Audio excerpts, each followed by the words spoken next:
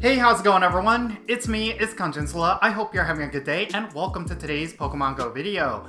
Okay, so yesterday Niantic announced Pokemon GO Fest of 2023, and there's been a lot of discussions regarding whether or not the in-person events are actually worth it. Well, that's what I'm going to be exploring in today's video. These tickets are quite expensive, and it looks like the amount of gameplay that you're going to get in return is going to be somewhat minimal. So yeah, with that said, let's roll the intro and get right into it.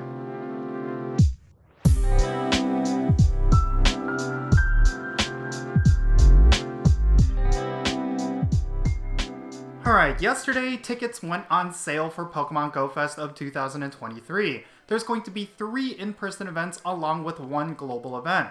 Now for the global event, it's going to cost you $15 in the in-game Pokeshop, and that is going to run like every other global Pokemon GO Fest and Go Tour event that we've had so far. You're basically paying $15 for a special in-game event that you could play anywhere, and more than likely you will get some of the same perks of the in-person events, but it's going to be global, so the gameplay is going to feel a little bit different. But when it comes to the in-person events, it looks like they're following the model that they used for the Go Tour event in Las Vegas, where you're going to have one base ticket that's going to be good for one day, and then you're going to have a whole bunch of add-ons that you can use on top of that ticket. As of right now, there's 3 gameplay add-ons that you could have with your ticket. There is the Raid Lover add-on, which is going to give you a whole bunch of free raid passes and additional rewards from completed raids. And then there's the Egg Enthusiast add-on, which is all about egg hatching. And then there's going to be one where you could extend the gameplay into the city for an additional day.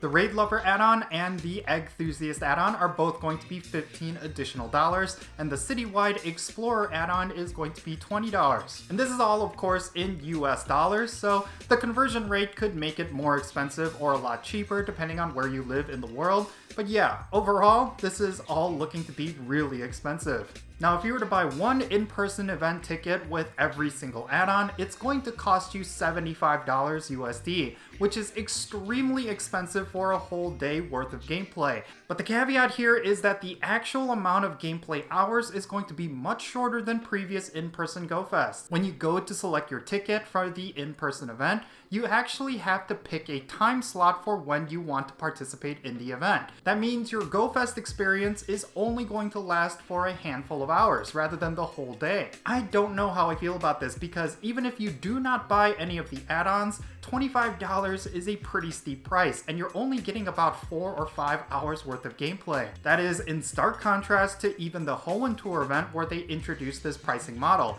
where you will get about double the amount of gameplay hours for that price, and I feel like they're kind of ripping us off here. I mean, sure, maybe if you get the Citywide Gameplay add-on, that's going to extend your hours quite a bit, but this is, in my opinion, a bit of a shady move from Niantic. And on top of that, a lot of players right now are feeling very disgruntled regarding the recent remote raid pass changes, and I feel like a lot of players are just fed up with Niantic and refuse to give them money. I've certainly seen it in a lot of the comments that you guys have been leaving on my videos that Niantic is not deserving of the players' money, and I do agree with that in some way.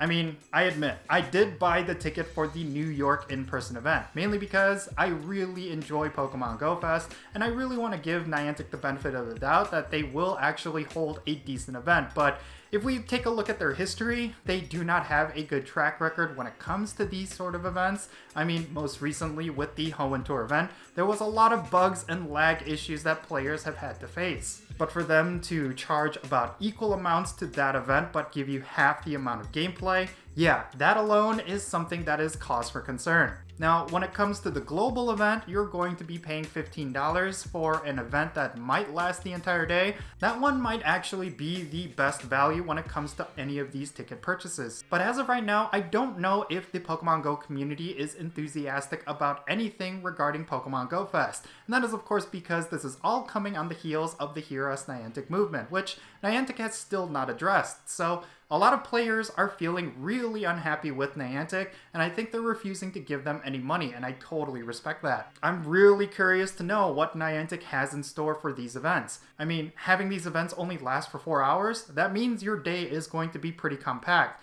Like for my own personal experiences, I tend to go the full duration of those events from beginning to end with all of the gameplay because I really want to maximize all the bonuses that I paid for. Like with the Hoenn Tour event, I made sure to do every single activity that they had for that event. And I really do not know how things are going to go for Go Fest because we're paying the same amount for the Hoenn Tour event, but it doesn't seem like we're going to have enough time to experience everything, or actually do not know how it's going to go down. Like for the Hoenn Tour event, the special research itself lasted about 3 to 4 hours for myself. Like, I'm really curious to see why it's only going to last for such a short duration. Maybe this was just a bit of an oversight on Niantic, I really do not know, but I really hope it ends up becoming a positive experience because Pokemon Go Fest actually has a lot riding on it this year. I think a lot of players are starting to get fed up with some of Niantic's design decisions, and they're really looking at Pokemon Go Fest as kind of like the last straw. So if this event ends up becoming a bust, I think it could be a very bad thing for Pokemon Go, especially for its longevity. We already had a lot of negative feelings come out of last year's Pokemon Go Fest, and